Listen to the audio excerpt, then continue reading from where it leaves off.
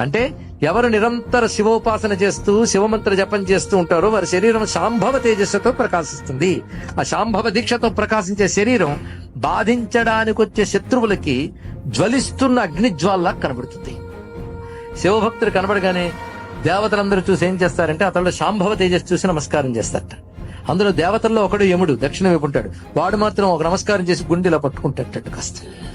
అంటే కొట్టిన దెబ్బ గుర్తొస్తుంది దానికి. ఇక్కడ ఒక్కసారి శివ నీ వాడని అంటే వాడు ఇంకా యముడు వాడు కాడు. ఇది తెలుసుకోవాల్సినది.